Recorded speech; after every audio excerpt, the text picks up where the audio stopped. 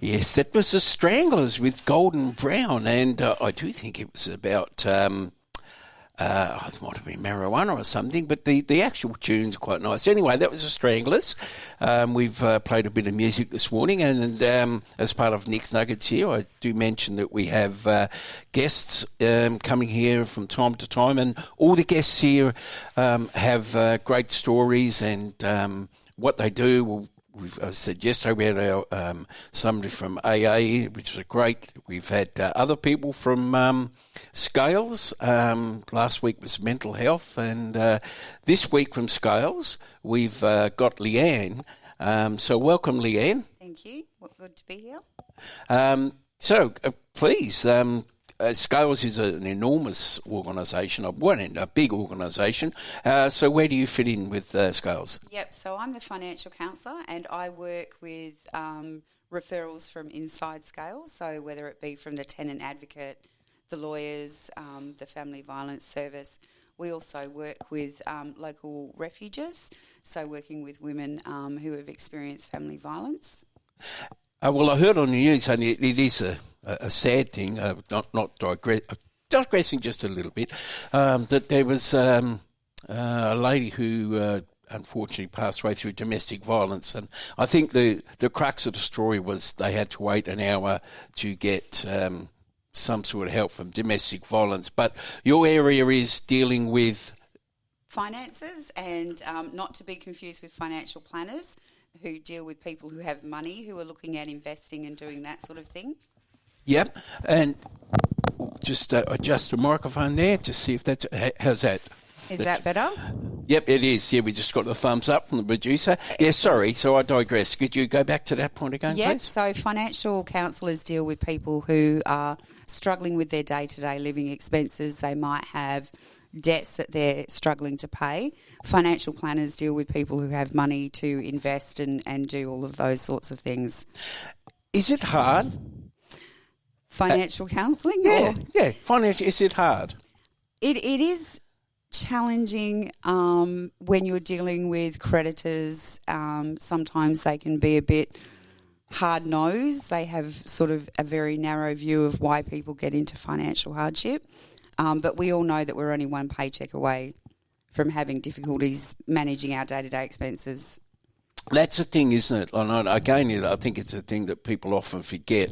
You know, they've got a well-paid job, they've got the house, mortgage, blah, blah, and they're going along fine. And then all of a sudden, it might be Telstra, it might be a bank. So I'm sorry, your job where we pay you this much is no longer a thing. And like you say, people live week to week. So do you get a lot of that, Leanne? Yeah, there is a fair amount of that, and it's difficult because it could be someone's taken time off work to care for someone who's ill, they may have lost their job, the relationship's broken down. So where you've been used to having this regular income coming in and it's not coming in anymore, it makes managing the day-to-day stuff really difficult for a lot of people. So if I, let's just say, what if I was employed and I've lost my job and all of a sudden I realise I've got all these bills to pay, I come in and see you. Mm-hmm. What is your first point? So one of the first things a financial counsellor will do will be sit down and do an income and expenditure with you. So looking at what you've got coming in, what you've got going out, and looking to see if there's any room in there where you can kind of like break even or hopefully have some money left over at the end of it. If not, there may be room there to negotiate and advocate with creditors to maybe reduce payments during the short term that, you know, you might be unemployed. So creditors have a lot of different hardship options available to clients, including banks, telcos, utilities. So they can assist you to develop like a payment plan so that you can keep the lights on and things like that. What would be... you say a lot of different utilities like banks and what have you. Are they generally easy to deal with? Like, you know, I'm just picking an example here. So if I've got only X amount of money, but I've got to pay the electric light bill and I've got to pay the bank, and you talk to both of them, is there a priority there? Well, that's the other thing that financial counsellors do, is to sit down with people and look at what their priority debts are. And, the priority would be to keep a roof over someone's head, because without a roof over your head, you don't need to worry about the electricity account. So, but making it so that you can negotiate so that you're able to manage those payments. Mm-hmm. I would imagine I'm just trying to sort of get this in my head a little bit, Leanne. So if somebody unfortunately lost their job, let's just say, I'm just picking a figure because let's just say they're bringing in $700 cash a week, which is not unreasonable, I would assume. And they unfortunately have to go on Centrelink, which I'm assuming somewhere around $350, $400 a week. How do you work with something like that? Yeah, so again, it's looking at what needs to go out, where can we negotiate, what hardship options are available. Are there any, government assistance programs that we can link a client in with where they can get some additional financial support? Are they getting their correct entitlements from Centrelink? There's a few different things that we can do once we kind of have a full picture of what's going on for the client. Are people aware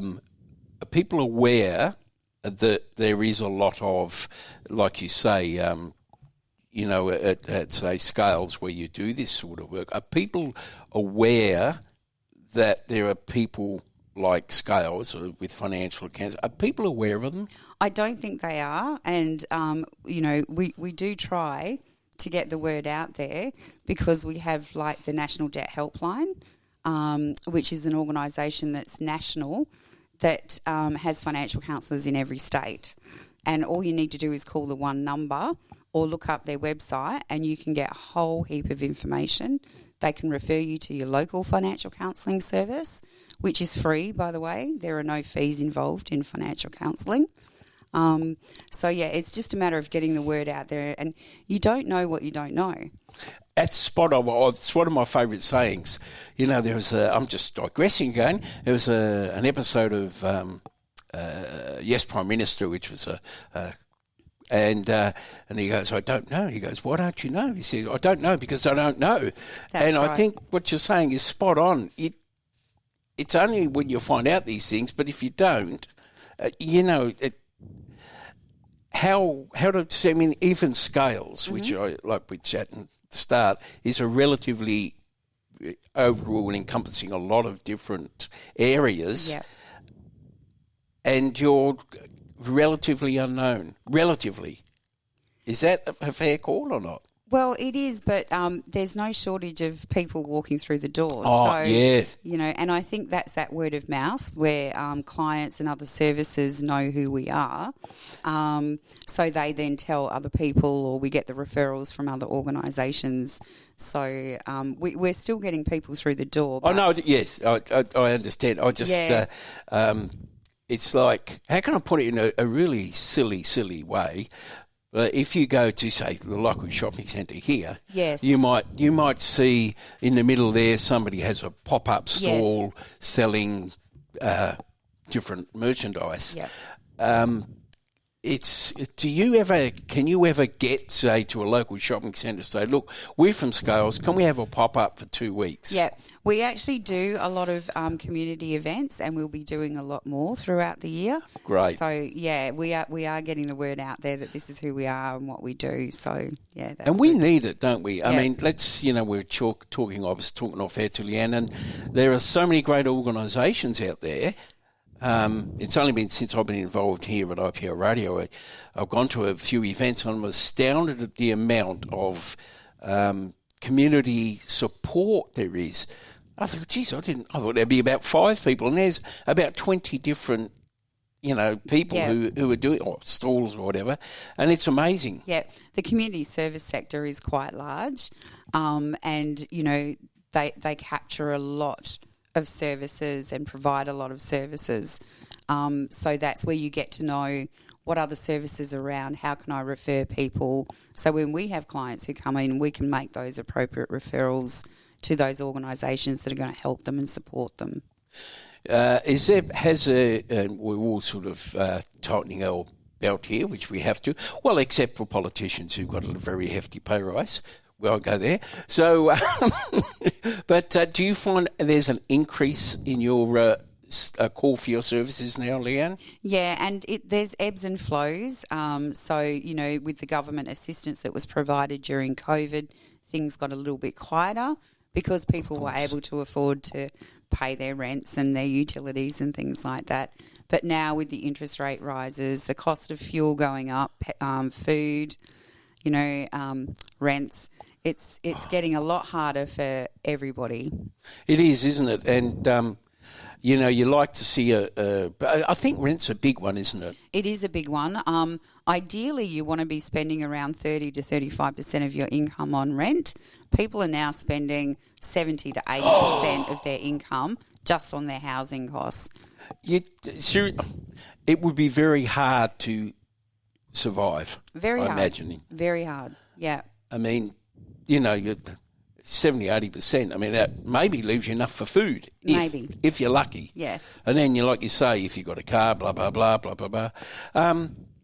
What do you find with the people who walk through the door? What do you find their most... what you try and educate them for? Yep. So again, when you're emotionally involved in those sort of debts and, you kind of get blinded. You can't see the wood for the trees, so to speak. Yeah. So even just sitting down with someone and putting it down on paper, this is what you've got coming in and this is what needs to go out, that can be really beneficial because it might be the first time that they've actually done that. Yeah. And then they can look at that and go, oh, well, hang on a minute. I actually don't need to spend money there and I can kind of reduce my costs that way. So for a lot of clients that we see, they're making those decisions for themselves after seeing what it looks like in black and white. Are people, for want of a better word, are people alarmed sometimes when you do your incomings and outgoings? Yes, they're very shocked because we do details. So we're talking about the coffee when you go and fuel up or, the lunch that you might eat when you're out shopping or, so we do get into a lot of the nitty-gritties of where the money's going and they're quite shocked. They're like, I wouldn't have thought to have included that or, I think it's one of the misconceptions, isn't it? And probably being brought up in a different era, which I was, it was... you always looked at the cost of things. And I'm sort of going on another subject here, but just, so I notice quite often if you go into a deli, a service station or whatever, I refuse to buy something if I don't know the price. But what I find now is people, the price is irrelevant. That's what they want. Yes. And so they grab it. So they go and buy a Powerade, a Gatorade for $6, and I think you bought two of those, that's $12. But I think it's the want, I've got to have this or must have this, rather than the lot. I shouldn't say that, that's wrong. Rather than the thought process of that's $12. Yes. Same with coffees. Yes, that's right. Coffee's not cheap to buy anymore. It's not, is it? It's getting more expensive, that's right.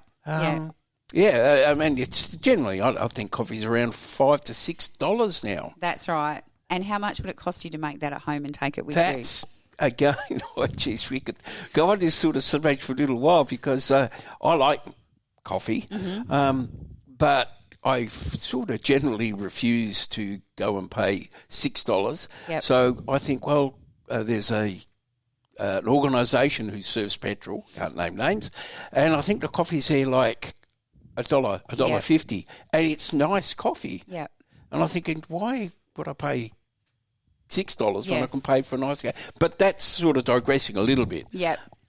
It's also nice to reward yourself as well. So, yes. It's important not to deprive yourself of those little treats because that kind of it gives that negative connotation to budgeting, like I can't do any of this sort of stuff.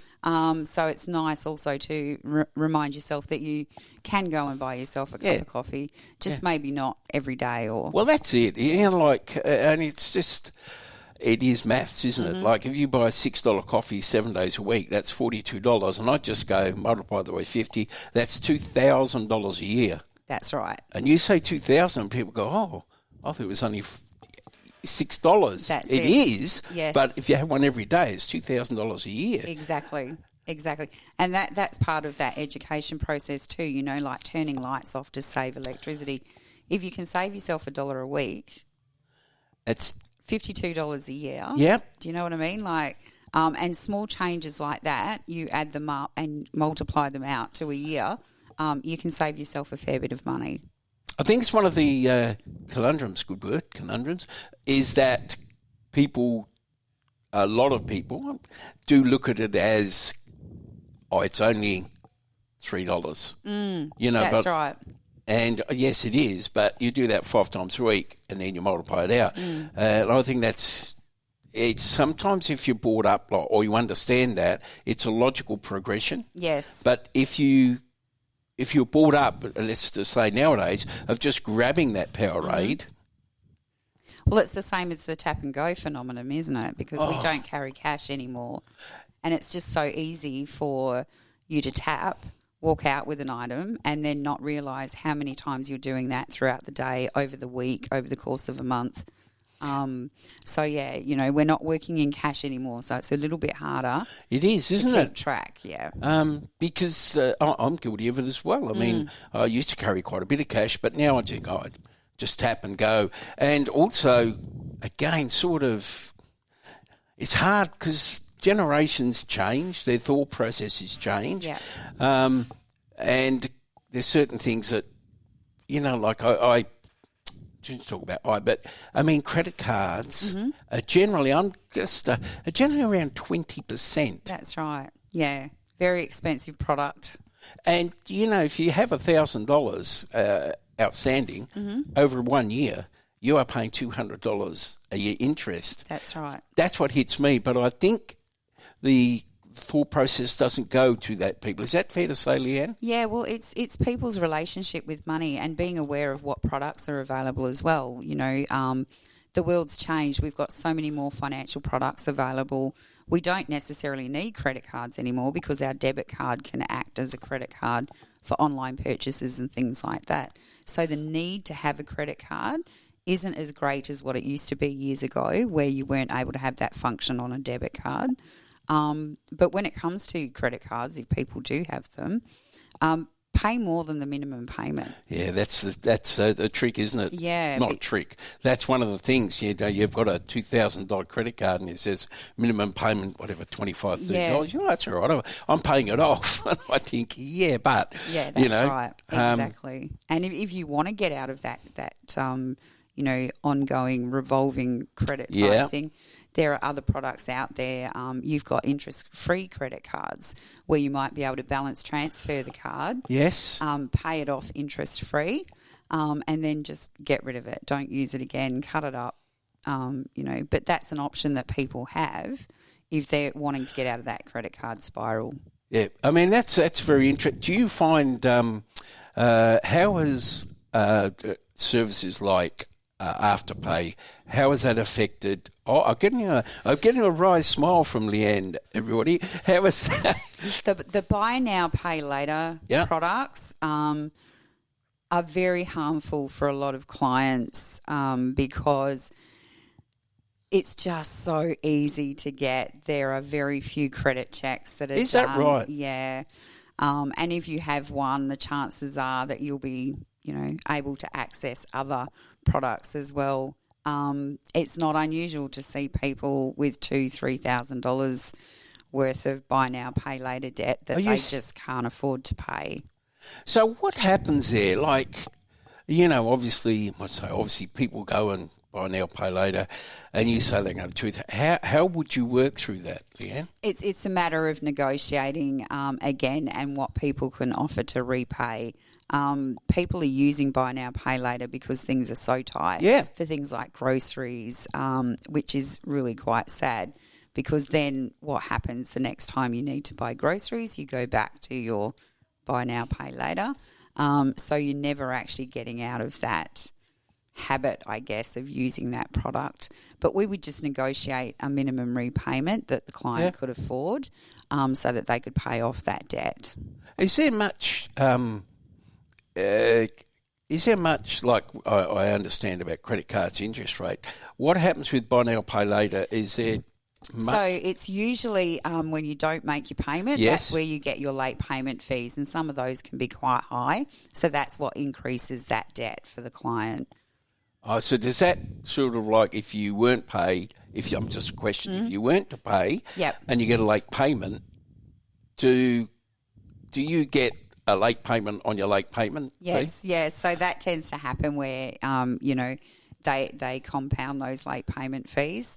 Wow. But it gets to that point where they will actually stop you from using that product. Yeah.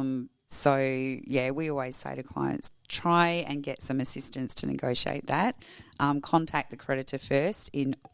Always contact your creditor if you're experiencing financial hardship, because they do have hardship options available, like the buy now, pay later. A lot of them do have hardship options. Gee, it's such a Pandora's box, I think, when we talk about financial counselling. Where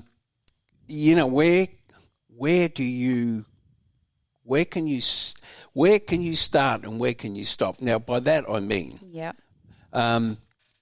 can you advise people again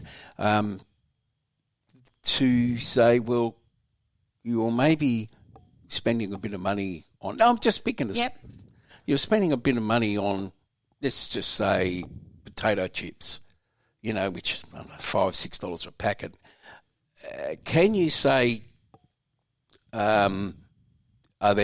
do you look at cheaper snacks? Do you go that far, Leanne? Look, we can with clients if that's where they want to go. If they come to us and go, look, I'm spending $600 a week on groceries. Yeah.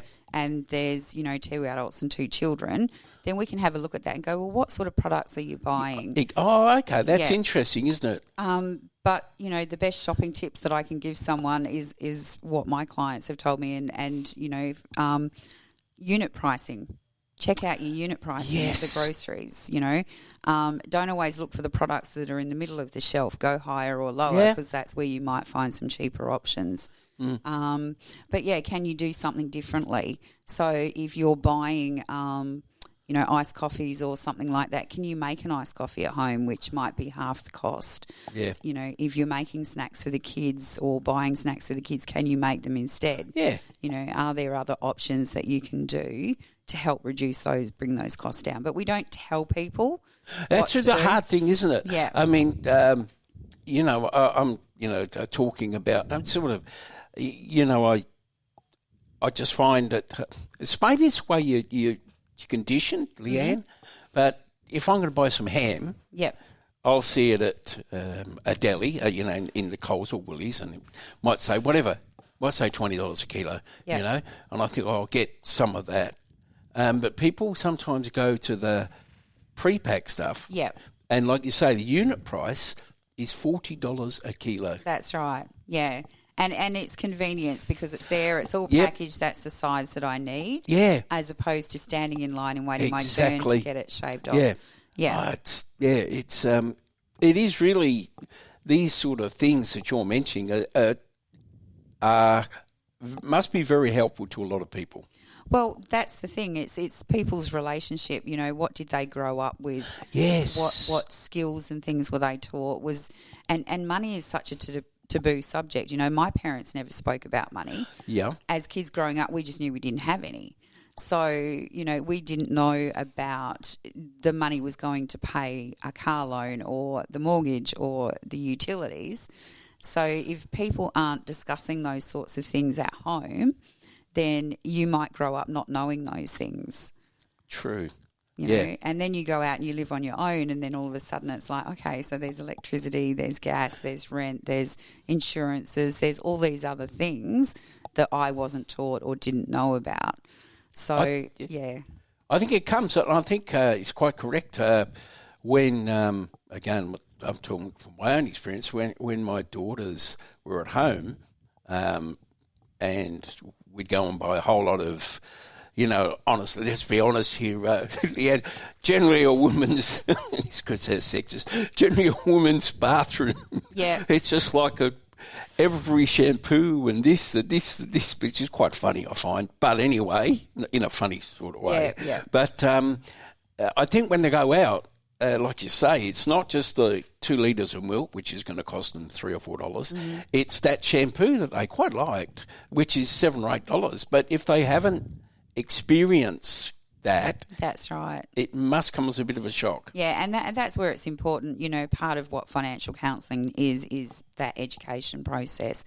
So if we can educate parents who then go back and educate their children, then hopefully that's a generation of people that we won't necessarily see as financial counsellors. Yeah. Because talking about money, although it's taboo for a lot of people, the more you talk about, well, what tips and tricks do you have, what information do you have about this particular product, it's helpful for so many people. Oh, it is. It's, you like you say, just your general life, when you...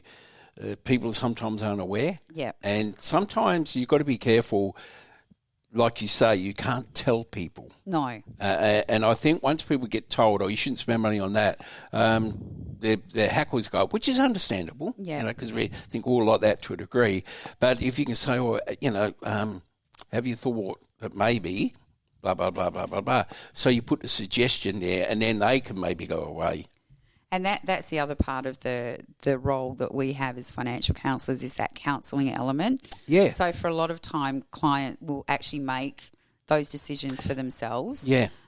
Which is really good. They'll come to those conclusions. We won't have to direct them in any way. It's just because they've heard it said out loud or they've seen it in black and white that that penny drops and they go, actually that's something that I can do. Okay. You mentioned before, Leanne, just if I can touch on this, if you don't want to answer, that's fine, of course. You mentioned that you were brought up and you didn't know what your parents spent money on. Yeah. So it was obviously a bit of a shock perhaps to you. So why have you gone down this path? Interestingly enough, I became a single parent. Yeah. And someone said to me, because I was struggling to make ends meet, someone said to me, go and see a financial counsellor. Okay. So that's what I did. I went and saw a financial counsellor who put everything down in black and white for me, which was quite terrifying. And then we developed a money plan. So that was to help me meet the utility costs, put food on the table, fuel in the car. And then after a while, it actually got a lot easier for me to do that. Yeah. So I went and volunteered at the organisation. Yeah. And from that, I started doing some studies, did some training and ended up becoming a financial counsellor all those years ago. And how long have you been doing it for? I've been doing it for just over 20 years now, and I absolutely love it. Why do you love it? I love seeing the look on people's faces and, just the simple joy that they get out of going, I can actually pay my bills, I can actually provide this, I can do this for my family. It just makes it so much... Yeah. It's just, I can't describe the feeling that you get when clients actually go off and be quite successful at managing their own finances, not getting into financial difficulty, making those, really smart choices around their money. It's good, isn't it? Because, we all get involved in a job or whatever. And, I remember years and years ago, Leanne, a lot of years ago, somebody said, you can get an extra $1,000 or whatever while working for this company, and your first reaction as you're younger, I'll go there. And then you realise that it's not about money. And I know it's an important factor, don't get me wrong, but what I get from you is it's you don't do the job necessarily to get a big paycheck. It's the result of people. Absolutely. And my clients have been the best educators for me. They have taught me so much, more than I could have done, going to university or, learning financial counselling in another way, because low-income people are so good at managing a really limited amount of money. On paper, it shouldn't work, but in their lives, they make it work. So for me, it's really fascinating to get from them how they manage that and how they're able to do that. So, they've been the best educators, and I like sharing their tips and tricks on how they do that. Is there a particular, you said tips and tricks, got to be careful how I say that. Would there be one or two which stand out to you? I had a client who was unable to save money, but she was very determined that she was going to purchase a new freezer. So when she went grocery shopping, what she did was she popped next door to the electrical store and bought a gift card until she had saved up enough money to actually go and buy that freezer. I would not have thought of doing that. My first instinct is to put it into a savings account and save up until I had enough money. But because she was not disciplined enough to do that, she actually went and purchased gift cards each time she did her grocery shopping. And I thought that was genius that she was able to do that. Because it's the same outcome, but a different way of getting there. That's correct. And that's like budgeting and money planning. It's all personal. It's all different. So what works for me might not work for you. Yep. But there are lots of different apps and websites and places that you can go to get that information. And that's one of the things that I would say to people. Put it down in black and white. Have a look at what's coming in and what's going out, and see where you can make those fine-tuning adjustments. If it's not working for you, get in touch with a financial counsellor. It's a couple of things to finish off. What do you have an opinion? This is purely an opinion, so it's not official, or it's just an opinion. A lot of people swear by Scott Pape's books. Do you have an opinion on them? Look, Scott Pape is a champion of financial counselling. He is actually a financial counsellor himself now. Oh, I didn't know that. Yes, he's wonderful. Not everyone will be able to follow his direction to the letter, but he has so many great tips, useful information, really helpful stuff to get people on the right path. So I'm not sprouting that. No, that's why I asked for an opinion. God, but I absolutely, I do enjoy listening to his podcasts and things like that. I do enjoy that. I think that's great because, here at the radio station we're chatting and, I understand your job to a degree, but it's good for you. I bring something like that to Scott Pape, but it's good for you to have an opinion and be able to say your opinion, rather than go, well, I've been, but I think it's good because, the more you learn about these things. Yes. Personally, I haven't heard a bad word about him. I know my daughter swear by it. Yeah. I've got another question for you. Sure.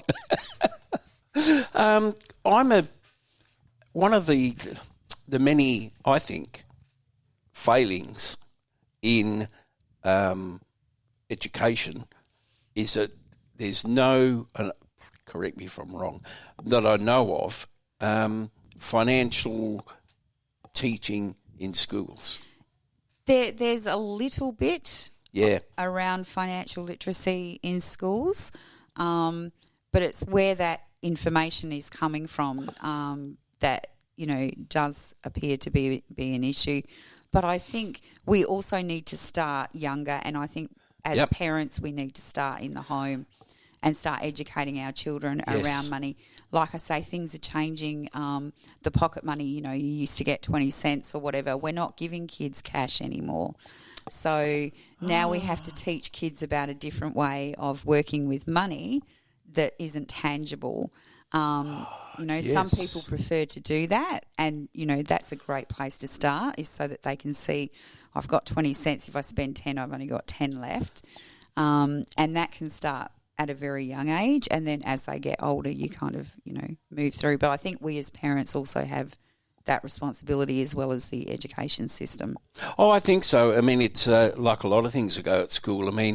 You hear the teachers, if they've got a child which is undisciplined, and I think sometimes parents think, oh, well, the school will discipline them, but much like financial counselling. I think it's got to start at home first. Yes, yeah, exactly.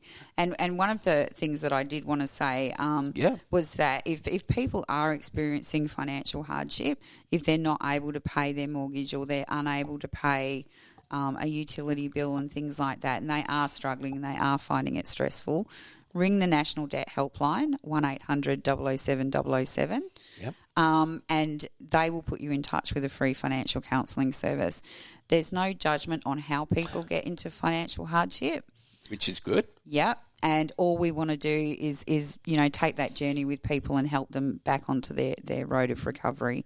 So, for anyone who's listening, if you are experiencing financial hardship, locate a financial counsellor and go and see them. And can they, because we've had this chat here and people might think, Leanne sounds not, your organisation sounds great for financial cancer. Can they get in contact with you direct? No, they can't. Okay, and that's interesting. Because my referrals come internal from Scales themselves. Oh, so it's from clients who are already in the Scales system, whether it be seeing a lawyer, a tenant advocate, one of those things. So people can't ring Scales and go, I want to book in with your financial counsellor.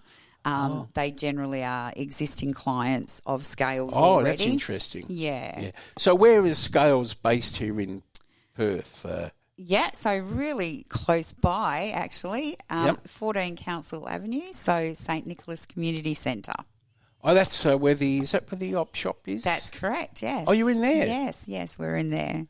So so people, say if it was me and I'm in financial hardship, can I walk in there?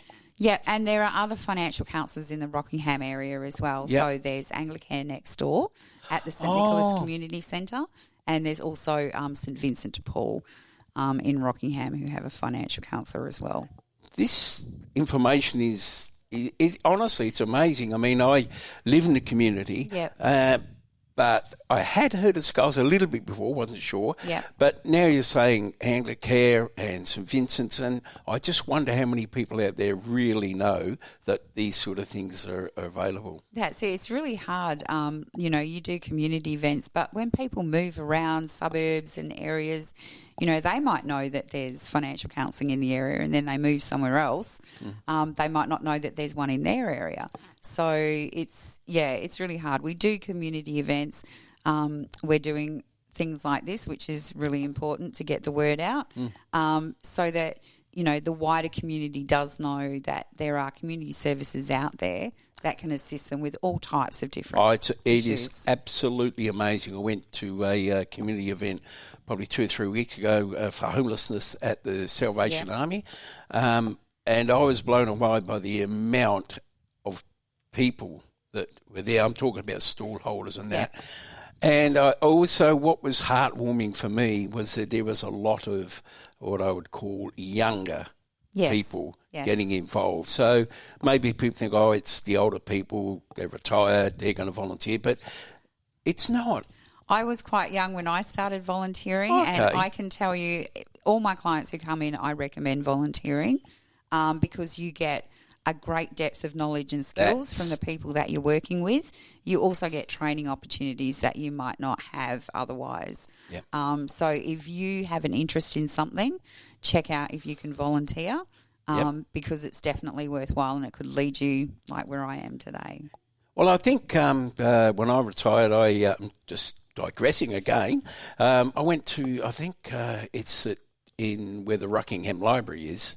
There's a volunteer, if you like, an organisation, which has got, I kid you not, it must have hundreds of volunteer positions, but I don't know if people know that exists. Yeah, so Volunteering WA, great website.